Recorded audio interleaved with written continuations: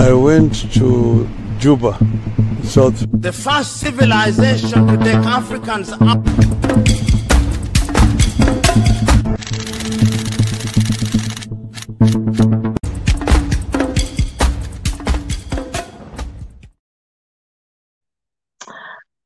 All right, today I'm coming in an audio, with an audio, simply because I would like to know on, of course, this is Africa.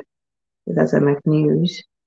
Yeah. Of course, our topic is about global power play, and of course, this is a very, very huge topic. But before that, you're going to allow me share this video to different destination, and then in order for us to have people come in and join in our life.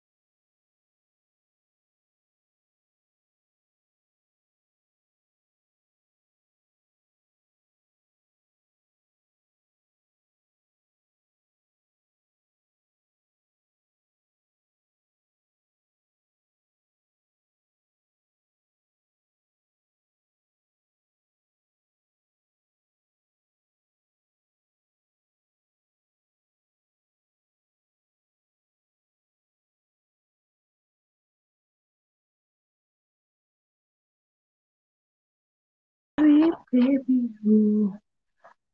Yeah. Oh, you Gugambie.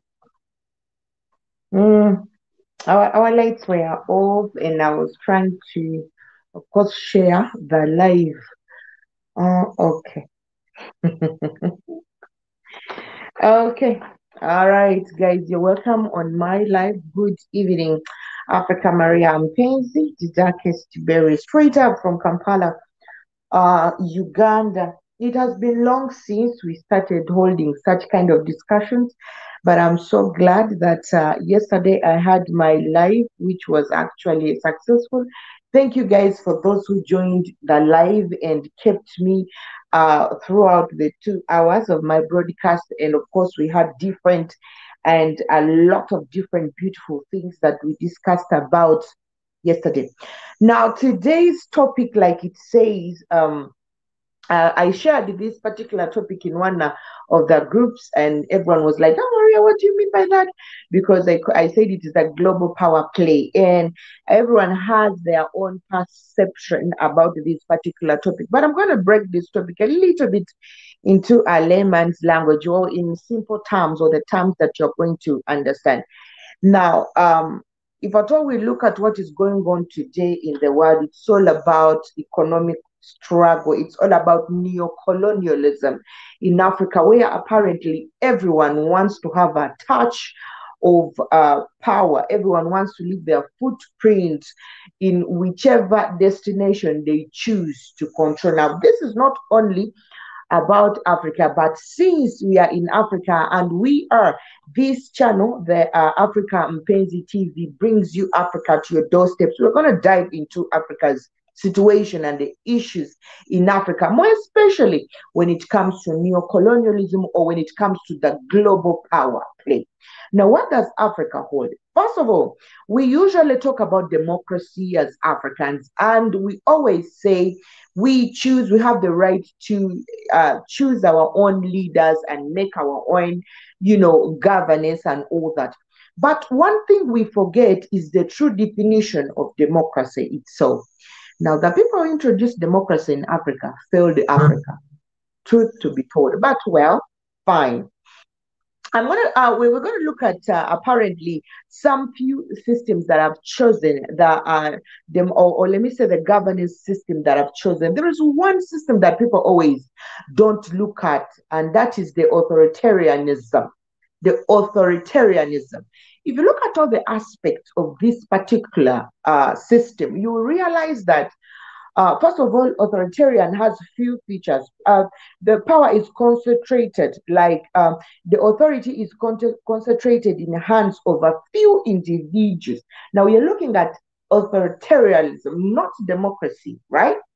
But if we look at the features of this particular kind of leadership or governance, you realize it is definitely the kind of governance that Africa has, despite Africa denying that it is in a democratic kind of governance. Now, yesterday we saw Suluhu Hassan, the first female East African head of states or president, swearing in amidst the struggles, the unrest, the untrust, the chaos, the violence. For the first time in a long time, we have seen a Tanzanian leader or a Tanzanian president swearing in just among a few VIPs. Because before now, Tanzanian, they used to go in their stadium, and the president would swear in the presence of millions and millions of Tanzanians who have agreed. Now, this time around, Suluhu swore in a midst of a few people, probably because he did not trust his people, and probably maybe she doesn't trust his people anymore, or she doesn't trust her own system. I don't know, whatever the reason was. Jibi Jaba, good morning. I'm very proud to see and hear you delivering news. Thank you so much. Thank you so much, Jibi Jaba, for joining our live. Thank you so much for that great comment. I'm also extremely proud to see you join my live. Now, I was explaining about the authoritarianism system of governance, where centralized authority, often a single person or small group, exercises complete control over the government and the citizens. And then we were looking at the features. And then remember, we talked about the concentrated power and then limited freedom. Limited freedom. Limited freedom, emphasis on order and stability over individual rights. Now, this kind of governance, we see there is too much emphasis on order, stability. You get it is very important for this kind of leadership to make sure that the people in that country are I don't know, for them they call it they are orderly. All right, they keep you in order, they keep you in check all the time. You must be looking at your own back all the time. Now I'm trying to describe to you a different kind of democracy, or a different kind of governance that actually defines the definite kind of governance that Africa has. And among these features, usually authoritarianism, of course, has a military dictatorship. The best example of this, I'm going to give you the best example, that is China. I'm going to give you another example, of course, is North Korea. I'm going to give you another example of Russia. Now, I've mentioned the three countries: Russia, China, and North Korea. Now, these countries are countries that are trying so very much. Korea, a bit of Korea, but Russia and China is extremely loud. It really shows that it wants to have its footprint in Africa. Now, we are looking at these countries that have authoritarianism. We are looking at these countries that have authoritarianism, the countries, the likes of Russia. Of course, we know very well that Russia, the president of Russia, Vladimir Putin, his government, of course, we know it cracked down the opposition and the independent media. We know the opposition and independent media in Russia has no say whatsoever. Now, we are looking at people who want to have a print in Africa. Now, Russia is one of the biggest people who want to who wants to have a hold on Africa's, in Africa as a whole. Now, Russia, where Putin has cracked down all the opposition, Russia, where independent media houses have no right whatsoever. We are looking at China, the Communist Party of China exercising strict control over media, internet, and all that. So these are the big two, I will say. Leave alone India. We know India is also coming. India has been here. You recall the story of Amin chasing the Indians. Now, these big two, I call them the big two, who want to have their hold on Africa, coming in the African governance system, which is also broken. Them bringing their broken system to a broken society, to a broken continent, to a broken environment that has got no perfect democracy or leadership. What do you think will be left for Africa? First of all, I feel like Africa has already claimed that it is one of the countries that it can easily be controlled, starting from our culture, to our social life, to our economy, to our families, straight up to our government. Apparently, Africa is being controlled from A to Z. Now, we have seen China, we have seen Russia.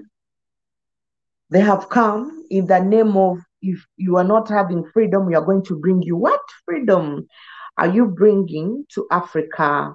Yet you yourself, you do not have the freedom. What democracy are you bringing to Africa? Yet you yourself do not have that democracy.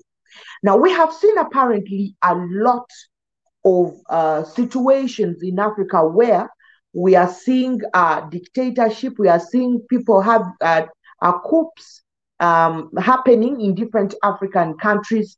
And then we see Russia, China coming in, trying to, like, show we are with you, we are going to bring good governance. I feel like Africans, we need really not only to study our own history, but also understand the history of those particular people who want to have a print in Africa.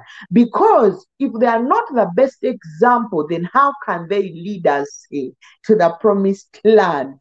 This is something I guess most of us really do not understand. First of all, I guess this all takes us back to our kind of system now. Neocolonialism itself is like a colonization or colonizing Africa anew, or the indirect colonization. Now, this time around, it is not about taking slaves to America. It is not about taking the children of the soil to British. It is not about Europe. It's not taking them to Arab countries. It is not taking them to Asia. Neither is it taking them to America. But this time round, you stay back home and they economically control you. Now, this is the system that is happening. This is how we are experiencing this new era, where it is very important for you to be kept in the poverty-stricken countries, or it is important for you to be kept in ignorance. It is important straight up from the education system. The type of education system that was introduced, the languages that we speak, and then we keep asking, all right, so what exactly was that? Where you sit in a class and everyone understands differently. And the teachers are not ashamed to say that we have got students who understand differently. When we tell them the other will not understand it this way and the other and so on and so forth, why is it so? Don't we understand our languages straight up? Now, starting from the education system, coming to religion, taking us back to our economy, the way we understand business and how we do it, and how we embrace information, and how we project it, and how we observe in this entire system. It is very unfortunate that in a continent where they say Africa is versatile, Africa is a continent that has different countries, that Africa is a continent that has a variety, straight up from culture, their social life, their languages, their tribes, how they carry themselves. We have still one similarity. Now, a country as rich as Africa, what is the essence of Africans being rich when they are poor? In the mind or in the way we absorb or understand things? In many times I've been challenged when I'm to have discussions, probably with enter the studio. In many times, I can see somebody's Innocent, who is, of course, Innocent has joined our live. Hi, Innocent. Hello, Maria. How are you? I'm good. Thank you for joining. What are you talking about, by the way? I'm talking about global power play, and I've been trying to, of course, it's all about neocolonialism and the economical struggle, more especially where the big, economically strong countries are targeting Africa. I've been talking about Russia and China wanting to have their footprint here in China. But again, I had to revise their kind of governance. It is just not different from the kind of governance that Africa is experiencing. Now, I was saying many times Africans, we say that we are in a democratic continent, or we are in a we are in our different democratic countries. Yet all the features we exhibit, all the features we see in Africa are actually not democratic. And features will take us back to authoritarianism, like where we are seeing these particular countries like China having that kind of system, because for them, the power belongs to the minorities. We are seeing them using a heavy hand. We are seeing Russia, of course, taking over or cracking down opposition. You don't even hear much of oppositions in Russia. They crack down opposition, they crack down private media organizations. You're not supposed to broadcast anything without the government giving consent to it. The same thing comes to China. The internet is being tracked down. You don't just say bullshit anyhow. But it is okay for people to be obscene. The only problem is for you to be against the communists. It is okay for you to be obscene, to do whatever. For me, I would feel it's bad to be out there. But the only thing you cannot do is for you to be against the communists, but especially when it comes on the internet. Now, still, the very authoritarianism kind of system, we realize that it is always a military kind of system, where at times people take governance through coups. And this has been very, very present in Africa. But before I continue, have you got anything to say? By the way, by the way, not even going very far. When you look at Mm, the situation in Uganda, mm, actually we are about to go in elections. Actually, voting for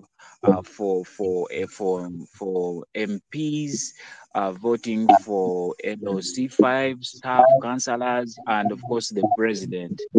mm, Um, when you look at the opposition, when you look at actually not even the opposition, when you look at mm, the current government of Uganda, uh, mm, you can't stand out and fail to identify how neocolonialism or how the big powers outside played a role in the government that we are having today. It is the same thing that we are having with oppositions in African countries. These powers come support these people. They show them that we love you. They show them that we can support you. Remove those governments that look to be dictatorial. But mm, in the mm, case, all they are looking for is control.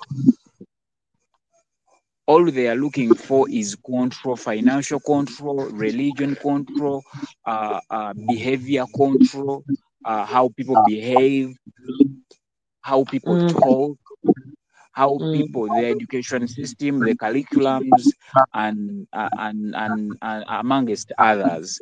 So do even Africans understand that we are going under like do these global powers, they are playing part in our politics and in our daily lives? The other time I was talking to my friend.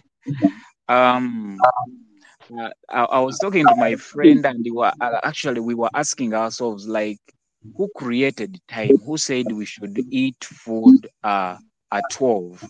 Who said we should eat breakfast at 10?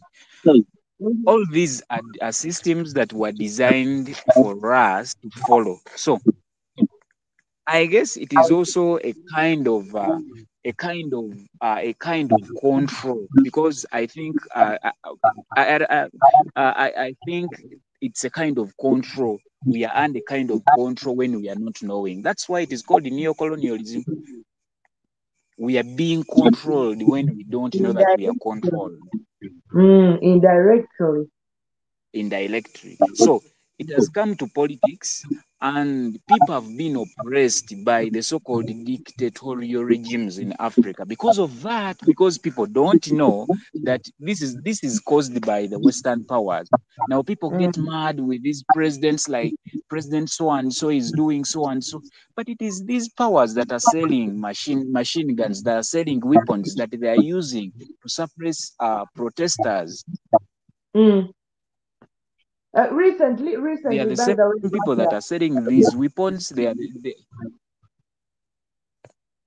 I was reminding you that not long ago Russia sold ammunition to Uganda. You remember that? Serious. Actually, Yeah, they did. Syria. They Yeah, did. by the They way. didn't even Now, sell. now They did. selling those ammunitions when Uganda were not at war. We are not at war. Now, these ammunitions are for what?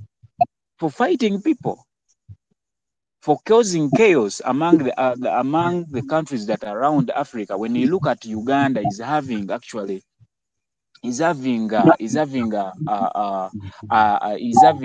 armies, having soldiers in countries that are surrounding Africa. For what?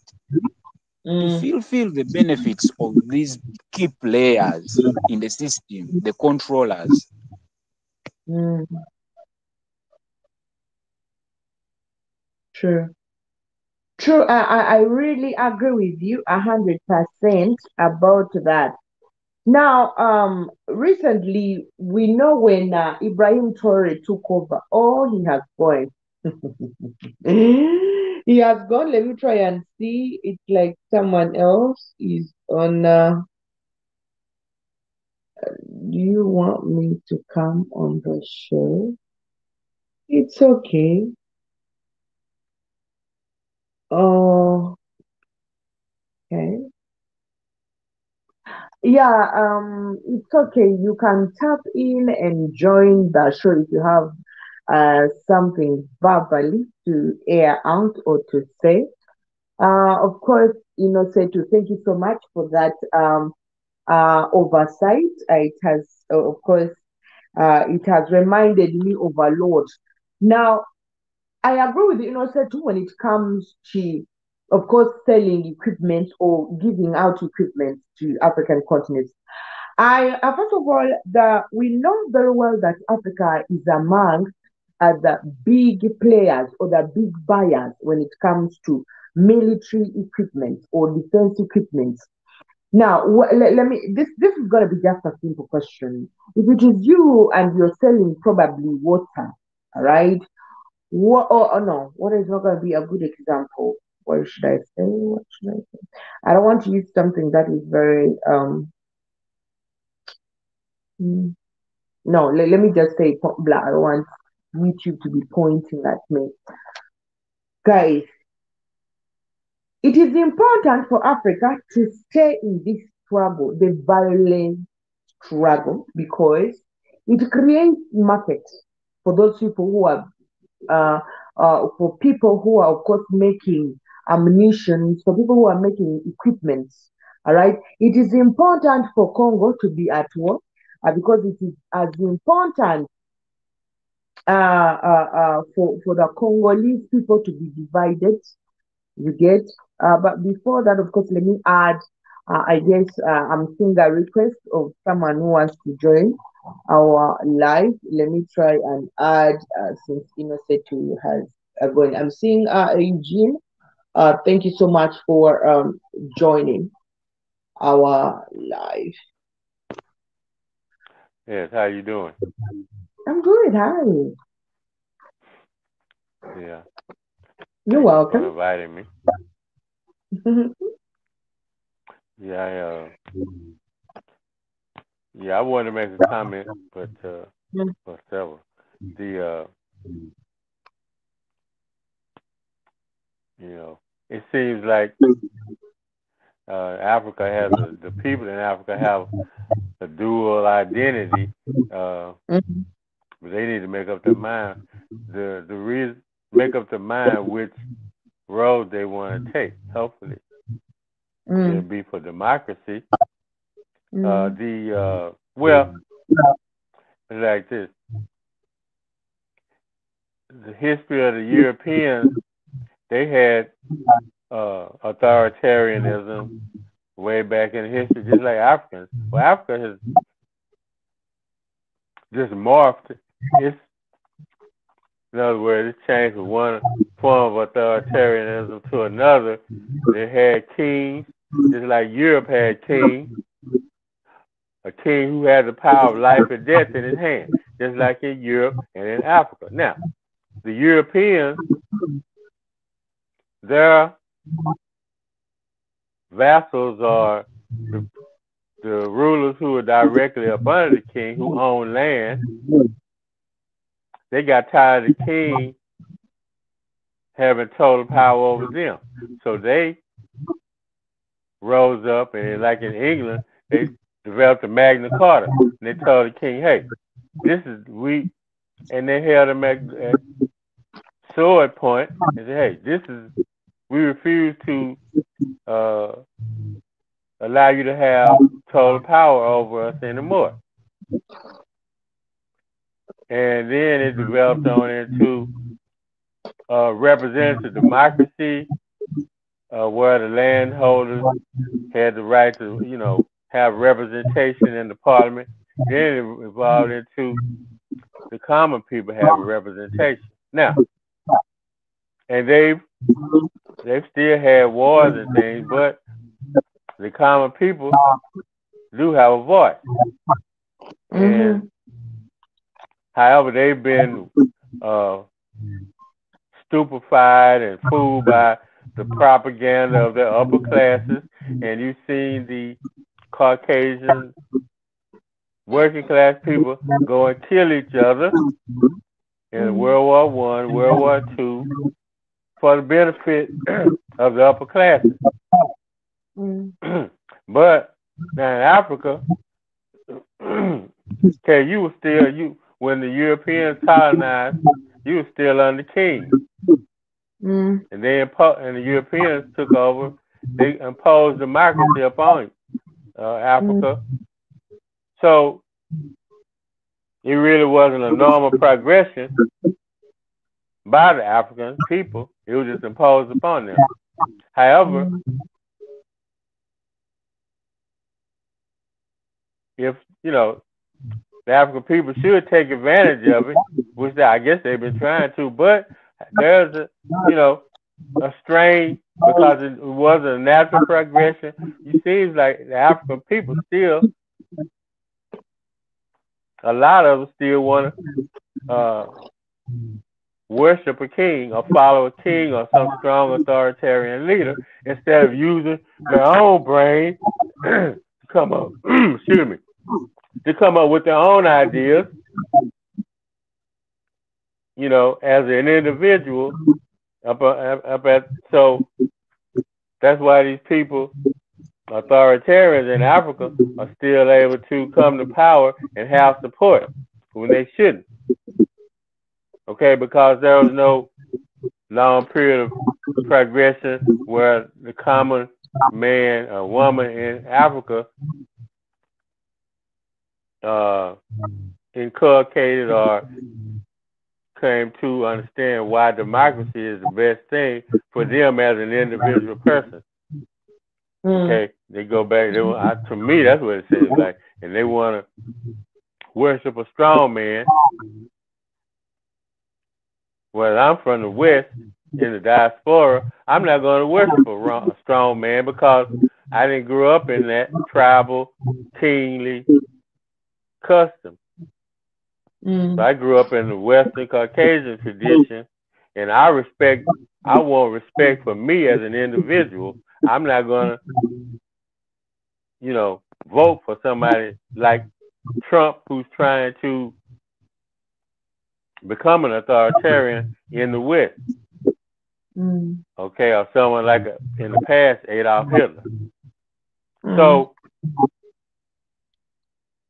I don't understand, personally, I can't even fathom how these authoritarians have 1 ounce of support unless it's among people who are getting bribed by that authoritarian person. So, And I don't know, I've never experienced attending a school in an African country, so I don't know what's taught in the government classes, you know, what's taught as far as like how to operate and why democracy should be appreciated. I don't know what's taught in those classes, but I don't understand how, you know, how can an African person sit and say, well, you know, democracy doesn't work for us. Well, basically, break it down. You're a human being. You should say, I can think for myself. I want to rule myself. I don't want some man ruling over me, telling me what I should do. I don't want a man telling me, oh, you need to be stable. Or you don't need to do this. You don't need to do that. Unless I vote for it. Unless the majority of the population votes for it. Okay? So why? Do you feel like there is democracy in the U.S.? Do I feel like there's democracy in the U.S.? Yeah, there could be. That in a lot of cases there are, but like I said, they manage the upper classes, just like in Europe, have managed to propagandize even the Caucasians, and they got them. Oh, look, just like right now, Trump, and spelled his original name Trumpf, Trump, before his granddaddy changed the name to drop the F. Okay. Trump. Trump. Okay. That's a Germanic name. Trump. All right. Now, Trump is trying. Trump is trying to bully the Nigerians into giving him something that he wants, probably some oil, you know, because he's mad, and the Shell and Exxon are mad because Dangote now has built a refinery in Nigeria where they can refine their own oil, and they don't have to send it to the United States to be refined and then sold back. So now Trump is working with these capitalists to try to get Nigeria to give them what they want, to try to neuter this new refinery in Nigeria. But he's using, oh well, you know, y'all are killing Christians over there. Okay, so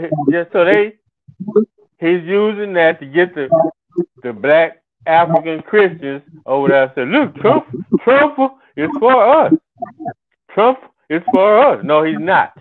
He doesn't give a. He already called a defecation hole, a poop hole, African country. So he doesn't care about you Nigerians who are Christians. No, it is not. But he's using that to get you to try to split. Oh, they would love for Nigeria to split into smaller pieces so they could control it better. So just like Obama did with Libya, they got some of the tribes over there to rise up against Gaddafi, and they supported them with air power, and were able to defeat Gaddafi, steal Libyan oil, steal all the gold reserves out of Libya, and transport them back to the United States or Europe, okay, and leave Libya a mess. All right, so they would love to see that happen in Nigeria. So he's bullying to try to see what kind of mess he can stir up. But my point is, yeah, with democracy, at least they have to try to divide and conquer. Now, it's up to human beings, black or white, to see through the propaganda that they're putting out and say, no, we're not going to let you divide us. Okay, and therefore we stand up as a majority in a democracy. We can say no. you and Mr. Trump, you're not going to use the religion between Islam and Christianity to split Nigeria. Okay? We're not going to go into a civil war. We shall be looking at the news in the week, or the things that have happened throughout the week, and that will be every Friday. We shall be bringing you the news, of course, a recap, and we shall be looking into the big stories of the things that have happened throughout the week. And I guess this is going to be a little bit, maybe on Saturday, I'm thinking where to put this. And we shall, of course, be choosing these few topics, and we shall be, of course, having a discussion about these particular topics with different journalists who have a professional in this, who in depth, and who are good at looking, in depth about different, things. Yeah, I was just, that just brought to mind one of your former co-workers that used to work for who, K. He had a show called 154 Correspondents. No, not 150. He had a show called 54 Correspondents. Oh. It really was on here. You know who I'm talking about. He used to work for K. And, it would be good if you could get someone from as many different countries as you could to, well, I know you can, at the most, all you can get on the show at one time is 10, but, as many people as you can get from different countries to come on and talk about what's going on in that country at that time during the week. But as I was saying, democracy works, but the ruling classes in every country, in Europe and Africa, they spew out propaganda to try to get the masses of people to go along with what they're saying. Just like in World War II, the rich ruling classes wanted to get into World War II to help England defeat Germany, but the American people didn't want to get in. So what did Roosevelt do? He started messing with Japan, cut off their oil, started sending American Navy ships close to Japan, and Japan decided to attack the United States. And he knew they were coming, but he let the ships stay in Pearl Harbor to get blown up, so that would rile up the Caucasians in the United States and make them want to go to war against Japan and Germany. That's what they do. That's how they subvert. That's what they do to get rid of democracy and get the masses of people to go along with what the ruling classes want to do. Just like 9/11. They blew up the Twin Towers, the ruling classes, to get the Caucasian majority to be willing to go into the Middle East and fight. They use false flags, and then so at least they have to do that. In the African countries, they don't have to do that. They got in these authoritarian regimes. In these authoritarian regimes, they just say, "Hey, we want to go to war with this country over here or whatever, and you're going to go fight. If you don't, we're going to put you in prison, and then and kill you. So you better go fight." All right, plain and simple. And it's like your grandson over there said, "Oh, we have tight security. There will be no demonstration like the Kenyan virus or the Tanzanian virus." So at least here, Mr. Trump, he has to fight through the court system and everything to be able to deploy these troops to different cities. At least he has to try to go through the court and defy it. Over there, they ignore the court system. If y'all have a court. Over there, they say we're going to kill you and we're going to unalive you, and nothing's going to happen. The more you protest, the more of you that will be unalive. Over here, they have to go through the Supreme Court, through the different district courts, the state courts, which delays them from being able to put these troops out here in the street. Okay. Over there, it's just raw power. So yes, I'd rather live. We do have some amount of democracy where they have to either lie and have a false flag, or you have to fight through a court system over there. Like what did your grandfather do over there? He told the Supreme Court of your country what they're going to do. They didn't. Okay. At least over here, Trump has to wait for a Supreme Court member to die, and then he can replace that person with a person who's going to support him. Over there, no, he just said, "Hey, Supreme Court of Uganda, you're going to do this according to this law." And they said, "Yes, grandfather." Okay, so yeah, I'd rather live under a form of democracy and live under total authoritarianism. Okay, over here they have to lie, scheme, bully. Over there, this is no. This is it. This is where it is. Okay, if you want to oppose it, okay, we will, unalive you. So now that's why I don't see how there's an ounce of support for any type of authoritarianism, except the fact that what's going on in the country like Burkina Faso, where you have to the military has to take over in order for any good to come about. Is it because the ruling classes over there in Burkina Faso have so much power over the army, or most of the army, and they can make the army and the president do what they want them to do because the president is part of that ruling class.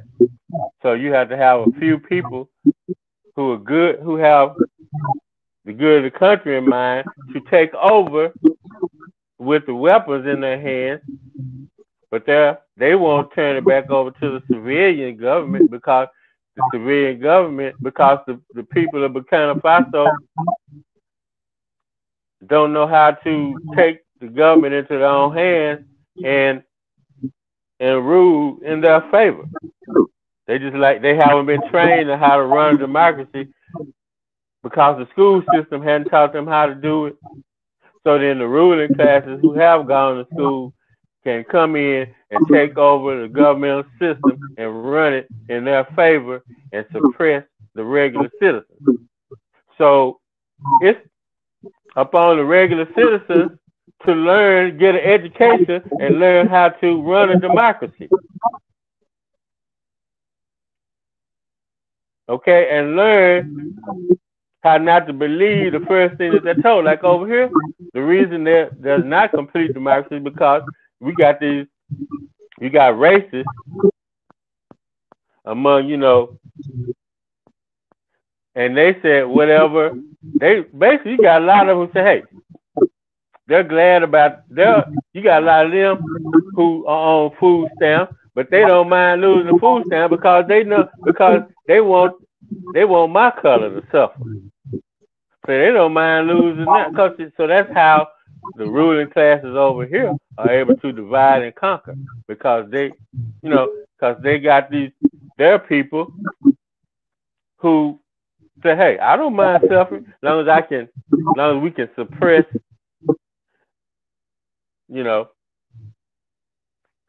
the Negroid people. So that's how they're able to divide and conquer. But you all, over here it's about race. Over there you have a lot of tribalism.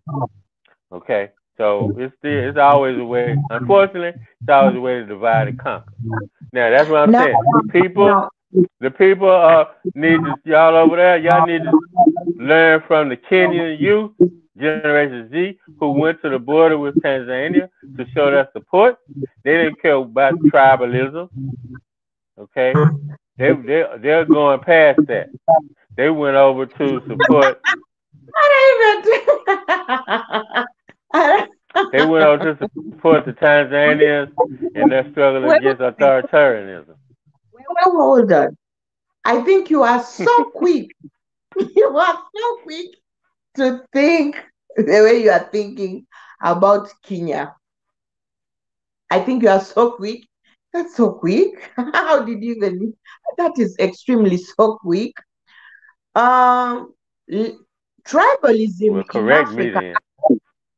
and that is so Huh? quick for you to dive into it, that there is no more tribalism in Kenya now. They are rushing to. I didn't say it was in no more, but I'm They saying have they're moved, willing to go. they have moved the past the tribalism. Yeah, they have moved the past No, the I didn't say tribal. that. Yeah. But I think you are so quick to judge that.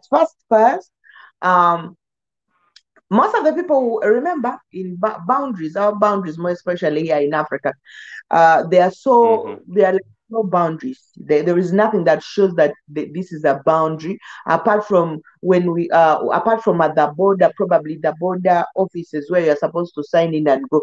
But these other places, people enter and go out. There is free movement.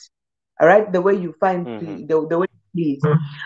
So this issue of Tanzania wasn't like, we didn't see like people are coming, borders are fake. Did you ever say that borders are fake? True. We didn't see like people getting on their buses from Nairobi coming to go to Tanzania. No. I'm not like trying to say, I'm not like trying to say what you said is wrong. When we have an issue, we have to address this. We have to address this particular issue the way it is, so that maybe probably we get to understand. Now, the people who were there, who entered Tanzania, these were people who were close. Actually, there were people who were going to and from Tanzania. So they had all the right to do whatever they did, because it's like the other one is their second home. There are people who have been doing businesses with the Tanzanians in that. And then this border, where the chaos was closed, because Tanzania has many borders. There is that border that is in Kenya, and if you check very well, most of the chaos were in Dar es Salaam, and they were in Dar es Salaam. All right, and then when you look at this other border, let me say like Mutukula, the border of Tanzania and Uganda, because Uganda also borders Tanzania, there was no much of the violence over there. Now, in Africa, when we talk about democracy, I quoted what you said, that I've been quoting a few of your words. Allow me use them. You say that it is very absurd, though you didn't say that, but in in a nutshell, for an African to say, democracy has failed us, democracy doesn't work for us. Am I right?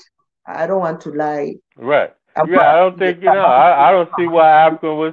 Well, wait a second. Democracy at its root honors the individual and is supposed to give the individual the same amount of power as anybody else. Whereas if you're under a king, that's not the case. If you're under an authoritarian ruler, that's not the case. Now, the only reason why democracy is okay, so why would an African person say, I don't want that? I get you. That's like a woman, never mind. I'm not going to say that. All right, let me first, let me finish, you'll explain a bit. I want us to look at deeper context. I want us to look at the reality, the way it is. I don't want us to have assumptions. I don't want us to imagine things. I don't want us, because if at all we do this, definitely we are not going to get to what we want. I don't want us to imagine of the promised land, the Canaan, which is actually maybe not there or there, I don't know. I want us to look at the way life is. There is, the way you're saying it's like, you are imagining an African country where everyone is a leader of their own. That is a good thing to say, and it is a good thing for everyone to imagine. I'm a leader, you are a leader. Actually, as we speak right now, we have got everyone is a leader in Africa in one way or the other.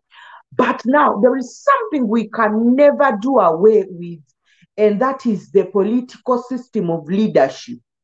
Now, it is like, even at work, we have subordinates, we have subordinates, we have got the superiors, and this is the system. This is how the system is arranged.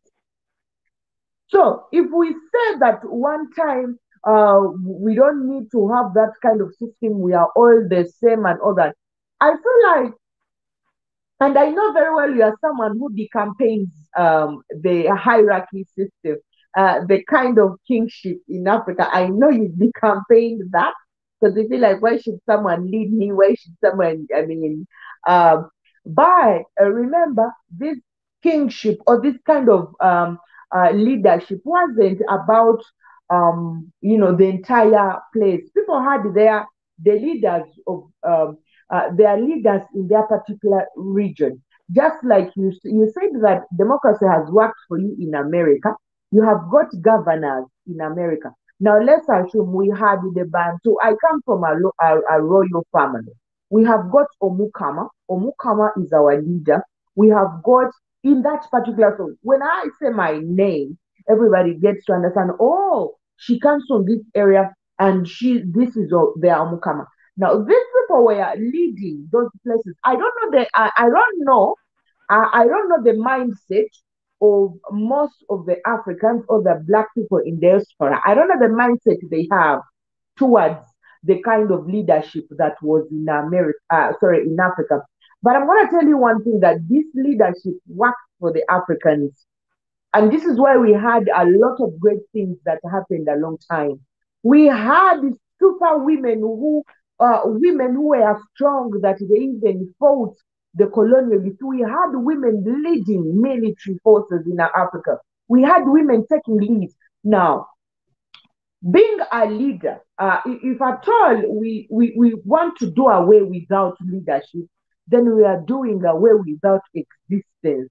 Because this is, even you see, even the dark, when you're moving, you have to follow your mom behind her, bum bum, slowly they are going, the mom is taking them to the pond to take water. Even the jungle has a leader. Now, the only problem is, how do we lead? The problem is, how is the leader elected, or is he imposed upon people? See, it's a different democracy allows election. Okay, authoritarianism means imposition. They're forced upon you, or it's through heredity. Like, oh, God made me, God appointed my family to lead. No, he didn't. God did not appoint. No, what happened was, some man in your family killed somebody in another tribe and took over. That's what happened. There was a fight, and they took over. Okay, now they might have tried to dress it up and say, "Oh, well, God enabled me to kill somebody, and therefore I took over." No, well, I don't agree with that. That wasn't God wanted me to do this. This whole God thing came during the colonial. There was no God. Well, then that means, okay, well, that in other words, it was just a basic human selfish instinct fight between two different groups or two different people to take over. If they didn't claim God, then it was just two people who were selfish and wanted to be the leader, and whoever won claimed, I'm strong, I'm head of it, and anybody who doesn't agree can come and fight me and try to take it. Okay, what are we? I'm not for that. I'm for everybody in the group saying, hey, I like what this man is saying. I like this woman is saying. I'm voting for them to carry it out. Rather than saying, I'm stronger, I'm taller, I can kick your butt, I can unalive you, and therefore I'm ruler. No. Okay, in the West, in the diaspora, we're not for that. Allow me ask you this. And I'm not for it being passed down because of bloodline. Why? That person, if it's like, well, look at Egypt. Egypt messed up because when they were under black rule, they committed incest. They were marrying their own sisters and everything, which led to genetic malfunction and led to a weakening of their family. Okay? They were inbreeding, and it led to genetic malfunction, and eventually they were defeated by the Europeans, okay, who invaded. The Greeks, Alexander, then the Romans defeated them, okay, and then the Arabs. No, So wait, no, wait. I don't want us to draft away from uh I don't want us to draft away from the topic that you are taking us I I'm want talking. I'm talking about the merits. I'm no talking about the actually merits of authoritarianism versus democracy. no I want us to go back to where we began the argument. What are Hmm. we arguing about? Do you feel like we don't need leaders? We need, like, I don't know, because I was trying We need to. leaders, but we need leaders, but they need to be elected, not imposed by strong. I'm strong. I'm going to take over with my guns, and I'm going to tell you what. I'm going to tell you what's good for you. No, I know, I'm I going to know. tell you. I'm going to tell you what I. No, we the people are going to tell you what we need, and then you will carry that out. You will not tell us what we. You, the minority, will not tell me, the majority, what's good for us. No, the majority will elect a leader who will do what we want you to do. You will not come before us and with your weapons and tell us, "I'm going to kill you if you don't do what I majority Allow me tell read. you." Allow me read some comments from Jib Jabba. Jib Jabba says, "Oh, come on, that's BS." I think that was about the Well, see, inbreeding. the jibber jabber, do you want to run your own life or do you want Traore to run your life? He was Answer that, meaning about jibber jabber. the Answer that, family. jibber jabber. Do you want Traore to tell you what to do? Or do you want to tell yourself what to do? And then, or you tell Traore, hey, we need more irrigation. Do you want Traore to be you just sitting there in your house with your wife and you waiting on Traore to say, oh, I know I got an irrigation project. And yeah, okay, people over there, you're going to do this irrigation project. Or you and the people in your village going to tell Traore, we need water over here, man. And we want you to use government money to build that irrigation project. So are you a little ant waiting on Traore to tell you what to do? Or are you a grown man who has the same brain that Traore and you can think for yourself? Now, that's the question. See, the people of Burkina Faso should have kicked the people out, but the only reason they didn't is because they didn't have the guns, because the people like Traore had the guns, and it took somebody within the people with the gun to step forward and say, okay, we're going to try to do something for the people. See, over here in the United States, this white guy, okay, before the Civil War started, we had a man, he's a white man named John Brown. He got with some other whites who were against slavery and some escaped slaves, and they tried to carry out a raid on a place called Harper's Ferry to get guns so they could like invade the South and end slavery themselves. So that's the kind of character we got in this country. Over there, y'all act like y'all can't do nothing. Y'all act like y'all can't stand up and try to get some, pew, pew, pew, all right, and take over. Y'all got to wait on somebody within your military to stand up and say, you know what, I feel sorry for my people. I'm going to take some of these weapons and I'm going to stand up for them, but I'm still going to be authoritarian, but I'm going to do it. I'm going to be authoritarian in favor of the people. Okay? That's what I don't understand. Why is it that it takes a few little people to do something when you got millions who's sitting around waiting on somebody to rescue them? Why? Why do you wait till somebody rescue you?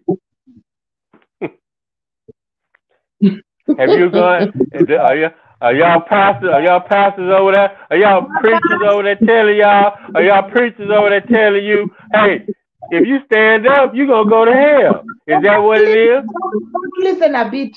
First of all, Jibby Jabba is in America. It's not in. Oh, really? Well then, well, I see why we. Oh, well now I see why we can't even. Now I see. Well, he's one of the people that he might be one of the people that's holding us back because we can't even. He might, when we try to get together, organize. Wait, hold on. You are not giving me time to talk. You didn't understand what Jibby Jabba meant. Jibby Jabba was talking about when he said the Egyptians, the brother married a sister, or they breeded. That's true. That is true. That's true. Now you didn't understand what he meant, and you were just, you were talking about. Okay, well, that ain't no BS. Even if he's not what talking about, what I'm talking about, it's not BS. They did have incest. They married their own people to keep it within the family, keep the royal bloodline within the family. The bankers do that. Who? The bankers. Oh yeah, they do it, and that's why they eventually fall too. And another strong family comes up. When you start, it don't matter what race it is. When you start doing that, it's going to lead to your downfall. Okay, so they did it in Egypt, which is Africa. Okay, and if it had been done in any other African empire, it was going to fall as well. So if it lasted a long time, that means they didn't do that. They didn't engage in incest. All right. If they engage in incest, they were not going to last long. Now, so what I'm saying is that is not BS. That's the truth. Now, so anyway, the point is, you got millions of Africans. Like I just saw a man named Al Sharpton over here. He's a so-called leader, and it just came out. Well, I didn't even know this dude was a FBI informant while he was sitting up there trying to tell black people what to do. Right, so we get infiltrated from all different directions. So that's why we can't do what we need to do over here because we got sell out. Let's come back. So we got sell out. I went to Juba, South. The first civilization to take Africans up.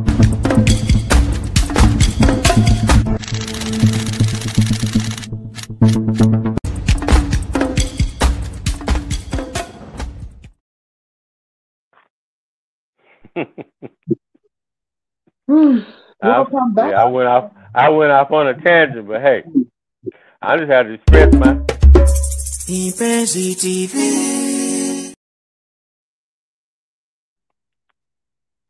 Yeah, so you know what? I call on any African in Africa to come on this show. I invite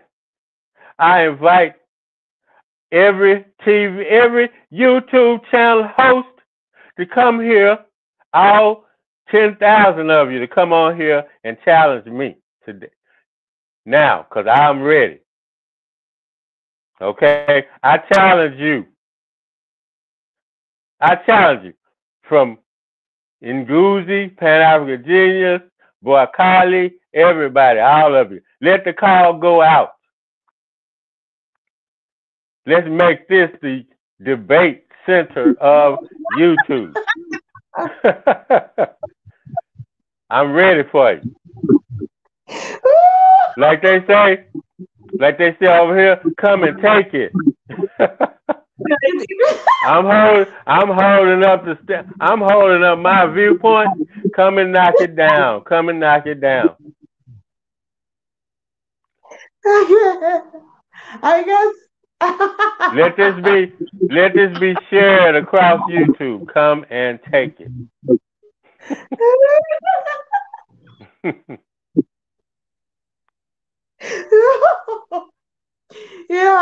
By the way,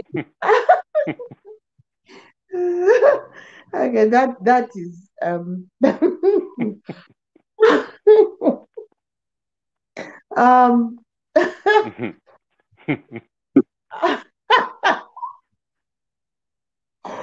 All you Traore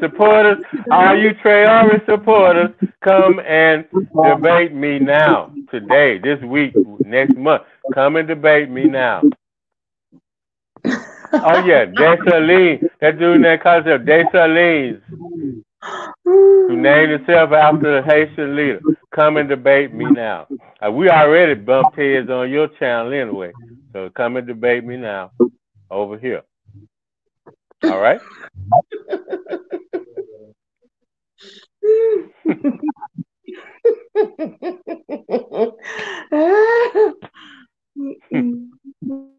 Let the word go out.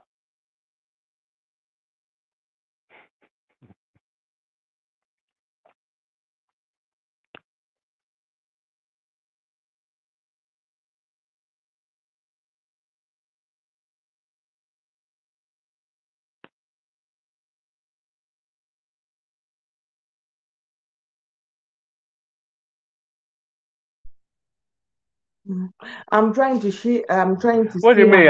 She deserves? What do you mean she deserves better? No, she deserves a man who speaks his mind and can defend his point. Now, if you disagree, get up here and debate me now.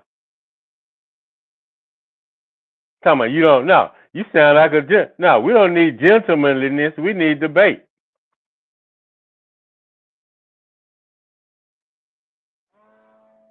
It is my time to, of course, have my dinner. Allow me. I want to thank everyone who has joined our live. She need. No, we need to bring this to the front. Maria, the darkest berry on the Tokatuawe. I'm looking forward to, of course, having you guys here tomorrow. Same time, we're going to discuss about a lot. But over the weekend, I will have to extend the day so that I am able to catch up with the different people from their work and those who are not, who are awake. And of course, here is where we bring Africa to your doorstep. It has been me, Africa Maria, the darkest berry, your host. And of course, I was joined by Dwight and GB Jabba, Innocent, and a lot of people who are watching us straight up from different countries. For those who are watching up from Uganda, thank you so much for joining and loving this show. Please do subscribe.